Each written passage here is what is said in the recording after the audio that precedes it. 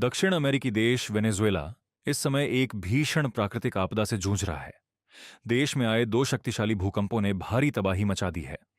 शुरुआती रिपोर्टों के मुताबिक मरने वालों की संख्या 10,000 से अधिक पहुंचने की आशंका जताई जा रही है, जबकि हजारों लोग अब भी मलबे में फंसे हुए हैं। पूरे देश में आपातकाल जैसे हालात बन गए हैं और बड़े पैमाने पर राहत एवं बचाव अभियान चलाया जा रहा है। जानकारी के अनुसार पहला भूकंप 7.2 तीव्रता का था, जिसके कुछ ही सेकंड बाद 7.5 तीव्रता का दूसरा शक्तिशाली झटका महसूस किया गया। भूकंप का केंद्र देश के उत्तरी तटीय क्षेत्र के पास था, लेकिन इसके झटके राजधानी करकास सहित कई राज्यों में महसूस किए गए। भूकंप इतना शक्तिशाली था कि कई इमारतें कुछ ही क्षणों में धराशायी हो गईं। सोशल मीडिया पर सामने आए वीडियो और तस्वीरों में सड़कों पर मलबे के ढेर, टूटी हुई इमारतें और जान बचाने के लिए भागते लोग दिखाई दे रहे हैं। राजधानी कराकस में कई बहुमंजिला इमारतें क्षतिग्रस्त हो गई हैं। बिजली के खंभे गिरने से कई इलाकों में बिजली और संचार सेवाएं भी ठप हो गई हैं।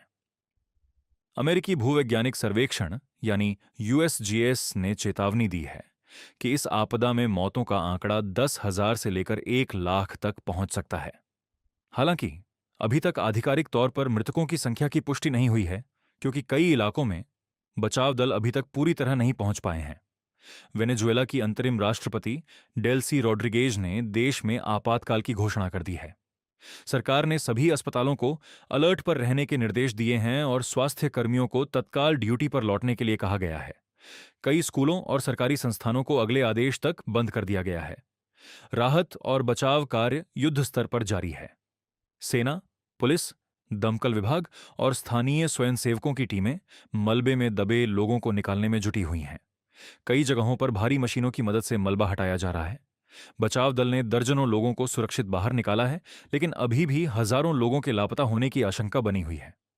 भूकंप के बाद लगातार आ रहे झटकों ने लोगों की चिंता और बढ़ा दी है। डर के कारण हजारों लोग अपने घरों को छोड़कर सड़कों, पार्कों और खुले मैदानों में रात बिताने को मजबूर हैं। प्रशासन ने लोगों से अपील की है कि वे क्षतिग्रस्त इमारतों से दूर रहें और केवल आधिकारिक सूचनाओं पर भरोसा करें। ये भूकंप पिछले एक सदी में वेनेजुएला में आए सबसे विनाशकारी भूकंपों में से एक माना जा रहा है। दुनिया भर के कई देशों ने इस त्रासदी पर चिंता जताई है और जरूरत पड़ने पर सहायता देने की पेशकश की है। फिलहाल पूरा वेनेजुएला इस भीषण आपदा से उबरने की कोशिश कर रहा है और करोड़ों लोगों की निगाहें राहत एवं बचाव कार्यों पर टिकी हुई हैं।